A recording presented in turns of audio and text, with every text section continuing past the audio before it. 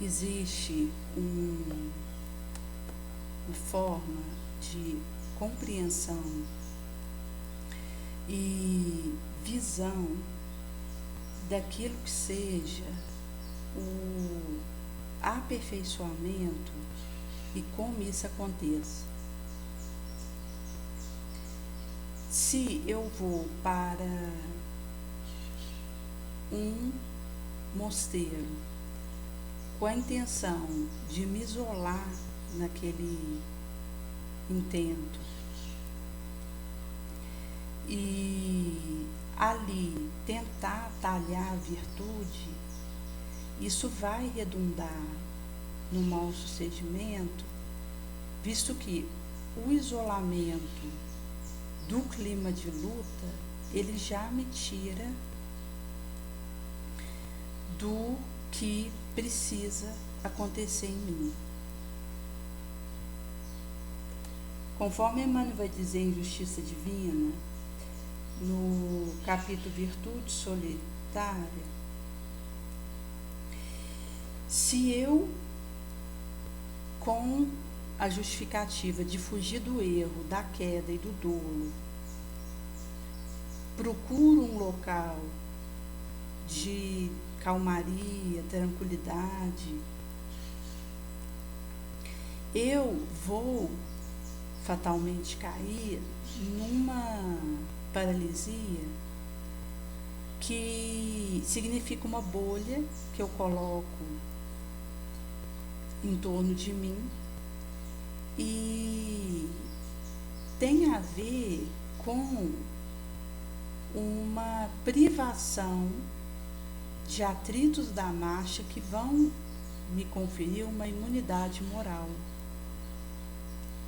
e o aprendizado que vem do contato com as minhas lutas, as minhas fraquezas, minhas fragilidades, na pauta daquilo que encontro, que pode significar uma tendência que trago e que vou conseguir uma abordagem coerente em relação a isso quando tiver a caminho. Em sendo assim, eu poderia desejar uma casinhola no aclive da serra, tendo uma área aberta em frente, via um vale, no rente do queima-roupa, ou diante de um mar, em que me envolveria de aborrecimento, ou problema, ou dificuldade, uma rede para um descanso, um vento suave, doce, isso vai dizer de uma inertidão da minha força, que só iria enrijecer e fortalecer e agregar um aperfeiçoamento e know-how moral no trato com a dificuldade, com o labor. E em meio a esse conjunto de situação oposta a mim, que pede o desenvolvimento da minha sabedoria, do meu músculo moral, do meu discernimento, da minha rapidez, é que eu vou conseguindo fazer uma atitude mais nobre e mais acertada. Porque até a rapidez com que eu consigo realizar tal atividade, numa assertividade e um embasamento emotivo, isso diz de algo que fui treinando no contato com o desafiador. E este é o motivo da Terra ser o palco onde é possível eu agregar valor moral. Visto que é aqui que nós entramos na arena do reencontro daquilo que nos foi dificultoso, que afere energia, fôlego, e onde vai acontecer a prova, o teste. Quando eu estou no astral, lá é ótimo para me estudar, aprender.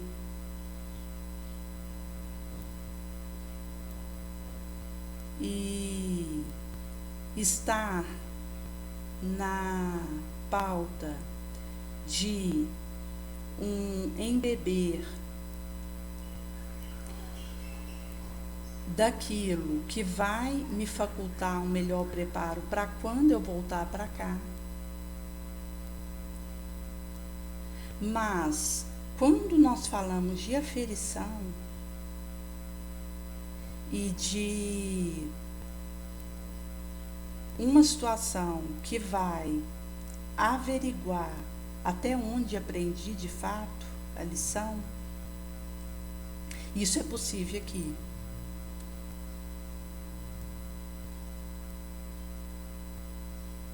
E esse o motivo por ter tantos precisando voltar e dessa empenho ingente que acontece para que seja recambiado para cá, cada qual, e empenhado no seu bem-sucedimento.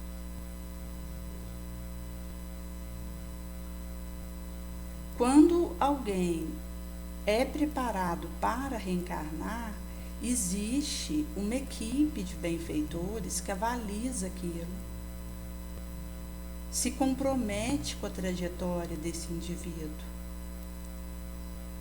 dando um cheque especial para que ele possa, nessa moratória divina, ter mais uma chance.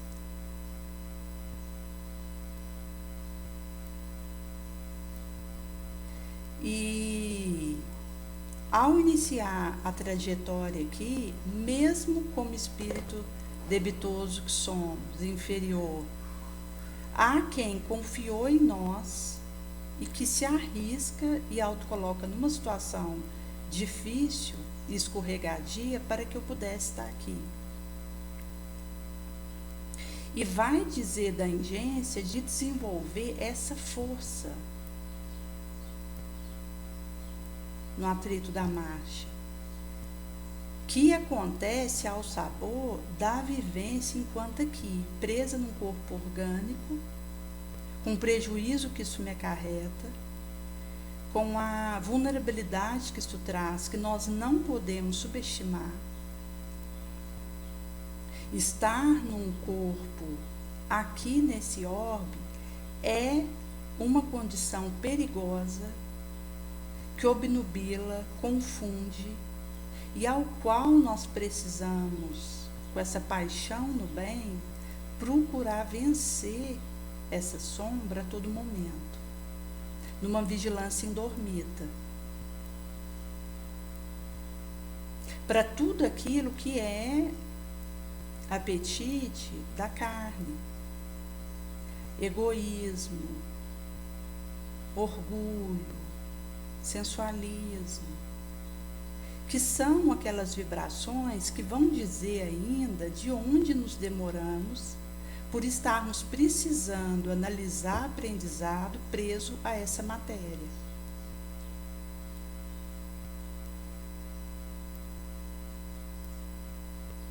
Que diz desse vulcão pregresso, que insiste em voltar pela sua boca, vomitar lava,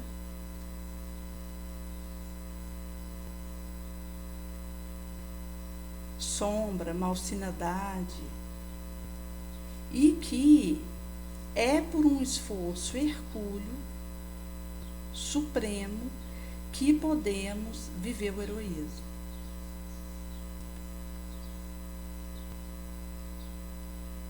Por isso que é quando nós adentramos o quadro dessa tolerância recíproca, ativa,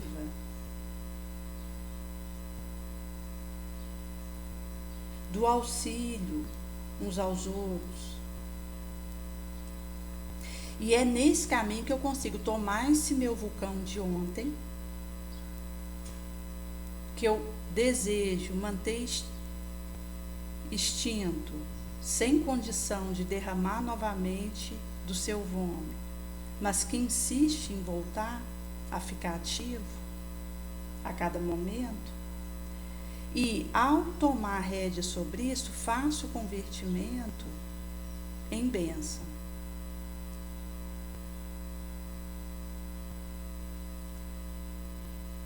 Visto que nós estamos amparados por um livre-arbítrio, diante do qual tem possibilidade de escolher o melhor, o que devo,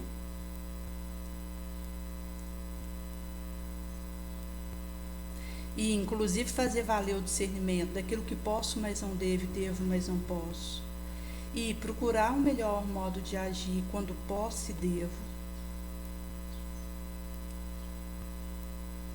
Mas diante da grade expiatória, eu sou escrava. E é esse o arranque do acorrentamento um ao outro que nos encontramos aqui enquanto reencarnados, porque somente assim é possível desfazer e anular o pior que já realizei, o denegridor, no pregresso.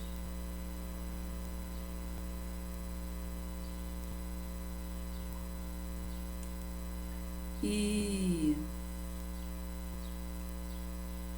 nessa cartilha rútila, viva, a dor, ela instrui, o pranto purifica, o desafiador, a dificuldade, vai trazer alguma instrução, esclarecimento.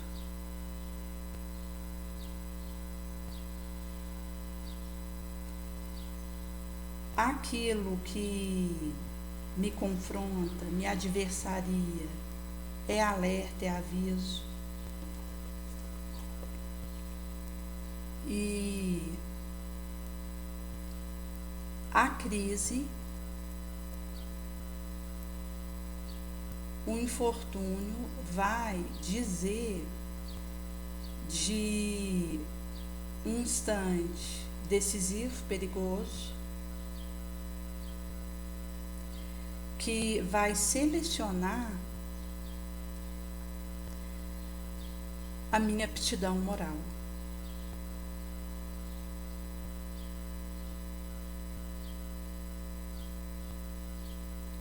Quando eu, percebendo algo que trago e deixo isso parado para pegar poeira, esse palanque é uma usura e um desperdício da alma.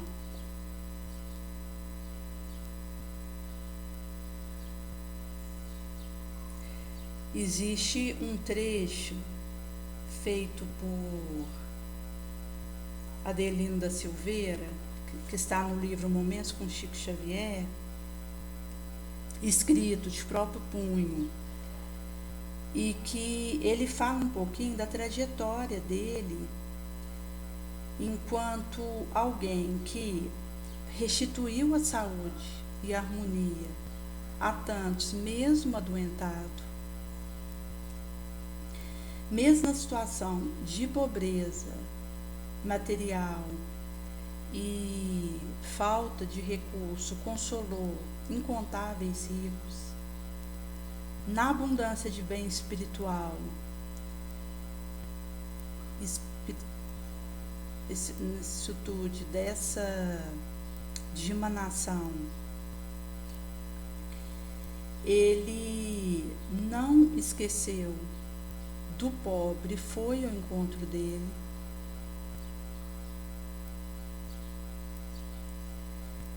Com a sua simplicidade de ser um trabalhador vulgar e dentro do comum, levou consolo e esclarecimento a muitos, mesmo sem ter a condição financeira, levou enriquecimento e prélio para esse século Evin que esteve entre nós. E o Chico, ele tinha apenas o 4º ano primário, não teve um estudo além disso.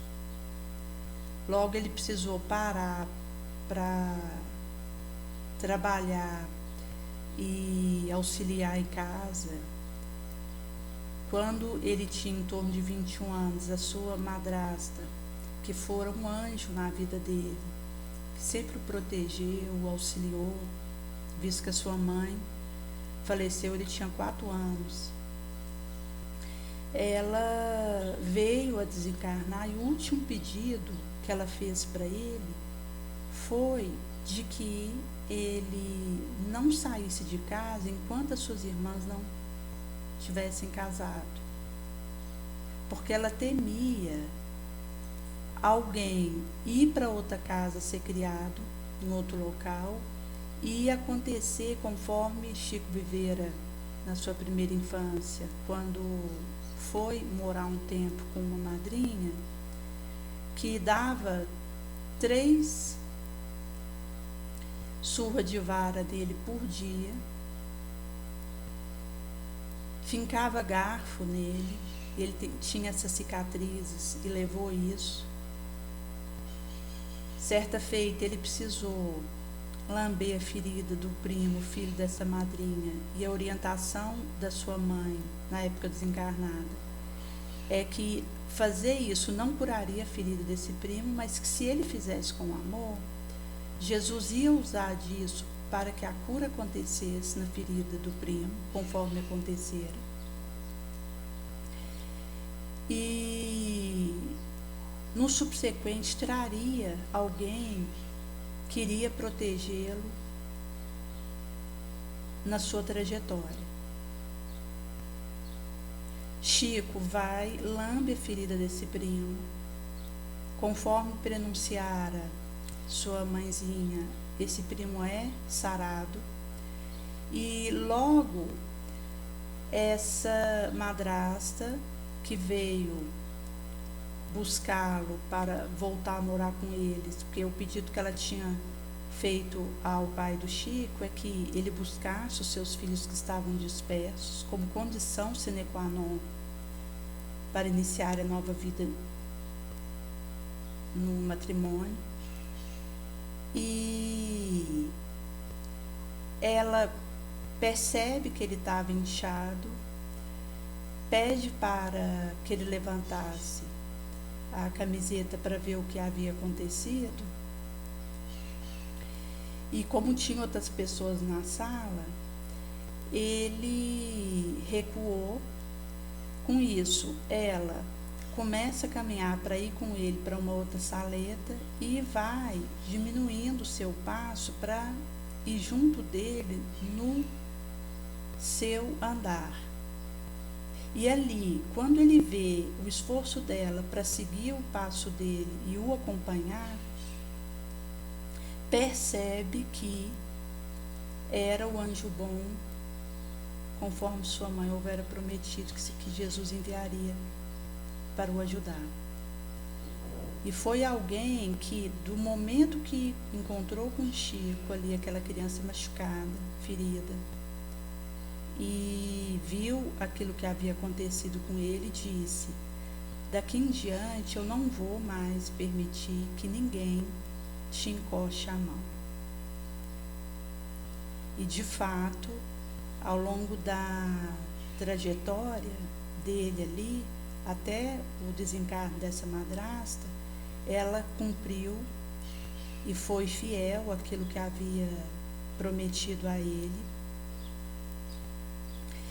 E deixou esse derradeiro apelo para que, enquanto tivesse algum dos seus irmãos ali, ele não saísse.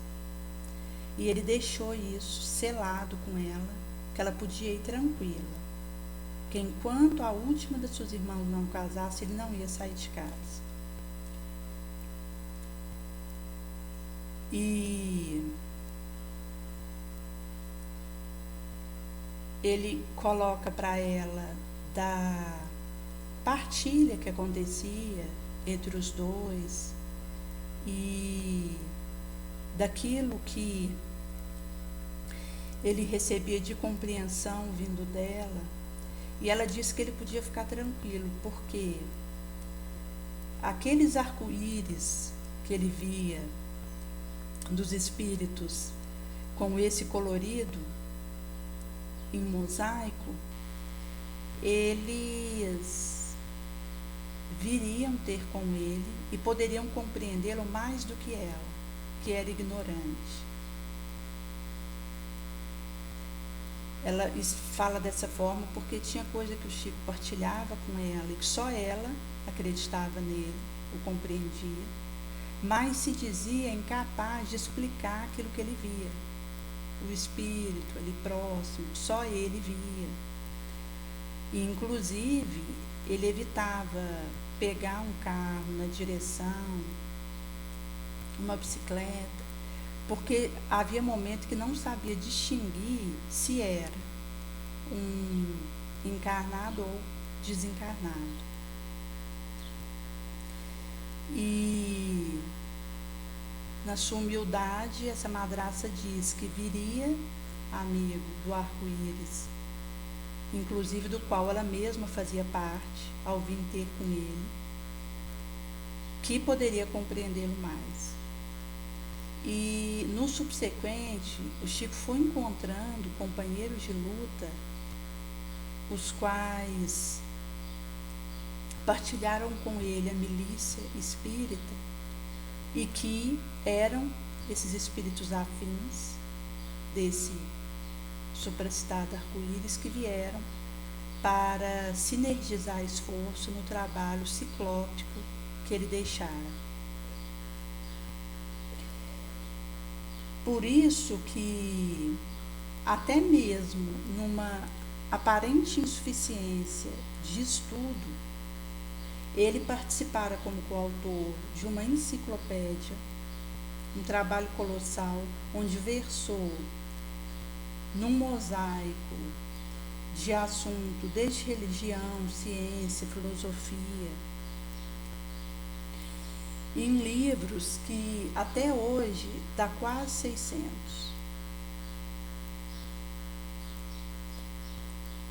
Com a sua autodiminuição, ilumina o caminho do outro, porque ele fazia um esforço enorme para se apagar.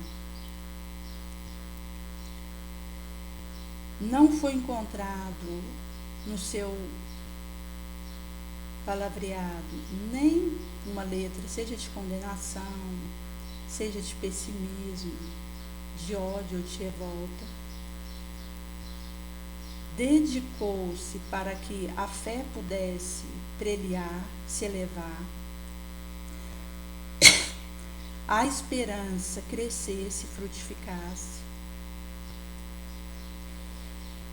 a bondade fizesse sua expandição no seu voo e o amor vitoriasse no triunfo sobre toda e qualquer causa e situação. E isso vai dizer desse sorrir e devolver a alegria, mesmo no cansaço e para além dele, mesmo com uma enfermidade orgânica, continuar o serviço, mesmo numa situação de dor, de desafio, não reclamar, agradecer, que é uma vibração desobsessiva. Aquele que pusesse uma pedra no seu caminho, retornava com bem, coração, o desinteresse, a despretensão para servir ao bem pelo bem, conseguia ter uma interação importante com um cachorrinho, com um gato, com um pássaro.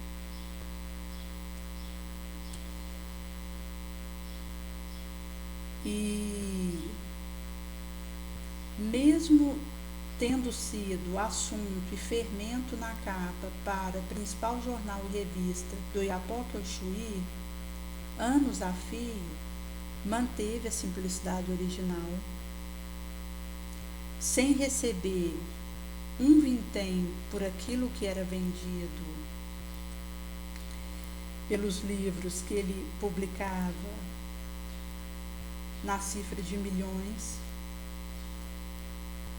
E por um período ele ficou retido e precisou fazer a interrupção do seu trabalho.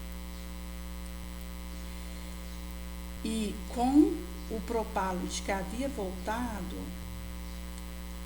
milhares bateram a sua porta com um único desejo de vê-lo, trocar uma figurinha com ele.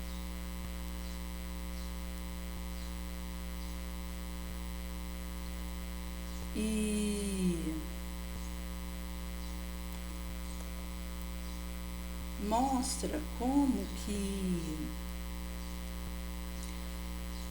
ao falarmos do contato com essa experiência de exigir, é o que vai me dar condição de talhar essa elevação moral.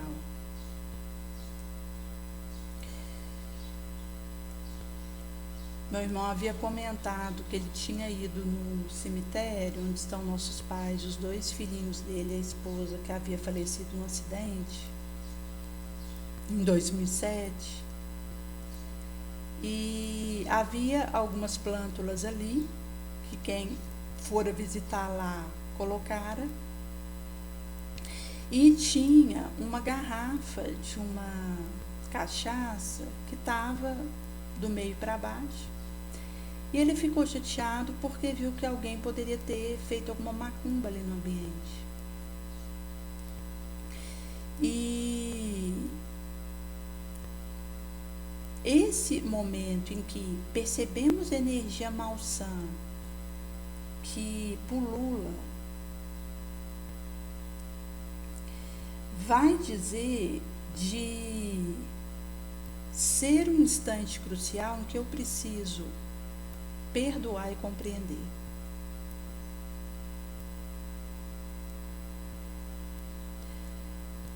Não importa o que o outro faça, sob que circunstância, é urgente que eu dê outra face e siga, orando por aquele que me persegue. Nessa cautela, nessa humildade vigilante.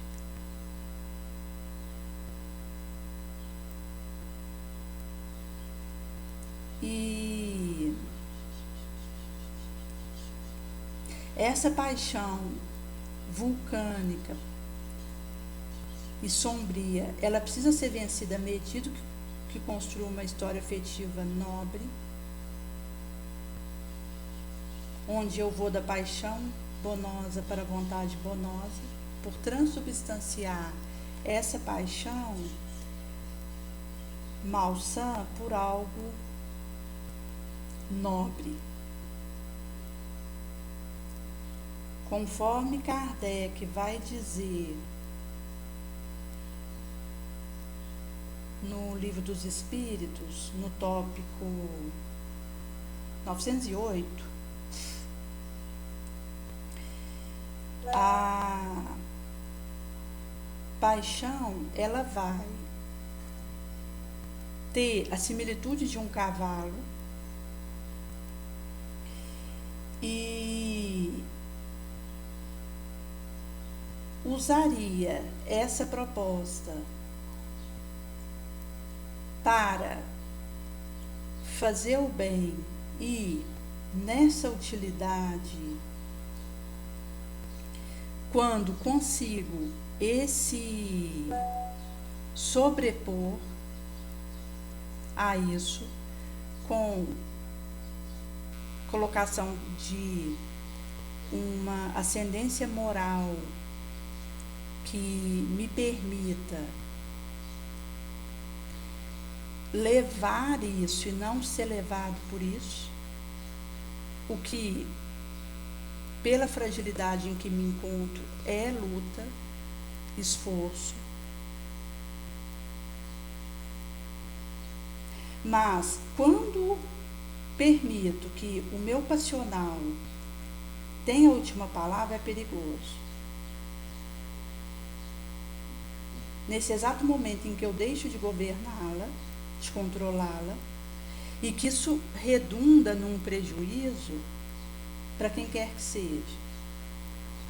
Daí que a paixão supracitada é uma alavanca que aumenta e sinergiza, pelo menos em 10 vezes mais, a nossa força.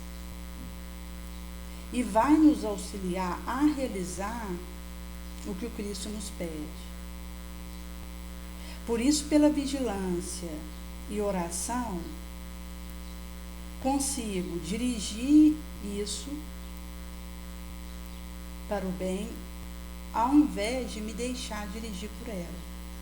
Caso contrário, cai no excesso, no desatrelo, e até mesmo essa energia, essa força que sobre a minha rédea poderia ser usada para fazer o bem e auxiliar, se volta contra mim e me despedaça, me esmaga.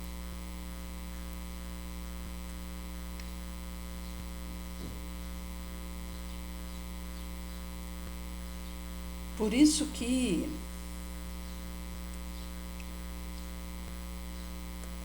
há urgência de termos fé na presença de Maria, de Jesus conosco, nos dando força, nos auxiliando e seguir fazendo essa ciclópico canalização para o nobre, o elevado.